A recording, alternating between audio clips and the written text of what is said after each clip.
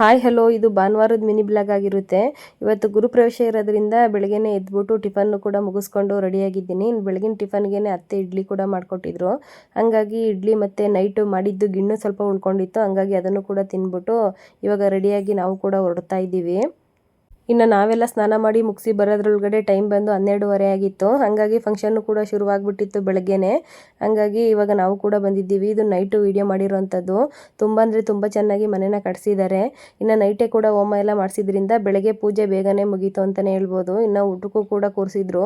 ನಾವು ಕೂಡ ಊಟ ಮುಗಿಸ್ಕೊಂಡು ಪೂಜೆನ ಮುಗಿಸ್ಕೊಂಡು ಇನ್ನು ಮನೆ ಕಡೆ ಹೊರಡೋಣ ಅಂತೇಳಿ ಹೊರಡ್ತಾ ಇರೋಂಥದ್ದು. ಇವತ್ತಿನ ವ್ಲಾಗು ನಿಮ್ಗೇನಾರು ಸ್ವಲ್ಪನಾದರೂ ಇಷ್ಟ ಆಗಿದ್ದರೆ ಸಬ್ಸ್ಕ್ರೈಬ್ ಮಾಡಿಕೊಂಡು ನೋಡಿ. ಇನ್ನು ಯಾರ್ಯಾರು ಬಂದಿದ್ರು, ಗುರುಪ್ರವೇಶ ಯಾವ ಥರ ಆಯಿತು, ಏನೇನು ಅಡುಗೆ ಮಾಡಿಸಿದ್ರು ಅಂತ ಹೇಳ್ಬಿಟ್ಟು ಪೂರ್ತಿ ವಿಡಿಯೋನ ಯೂಟ್ಯೂಬಲ್ಲಿ ಅಪ್ಡೇಟ್ ಮಾಡಿರೋ ಅಂಥದ್ದು. ಟೈಮ್ ಇದ್ದರೆ ಯಾರಿಗಾದ್ರೂ ಇಂಟ್ರೆಸ್ಟ್ ಇದ್ದರೆ ಒಮ್ಮೆ ಚೆಕ್ ಮಾಡಿ ನೋಡಿ. ಇವತ್ತಿನ ವ್ಲಾಗ್ನ ಇಲ್ಲಿಗೆ ಎಂಡ್ ಮಾಡ್ತಾ ಇರೋ ಅಂಥದ್ದು. ನೆಕ್ಸ್ಟ್ ವಿಡಿಯೋದಲ್ಲಿ ಸಿಗ್ತೀನಿ.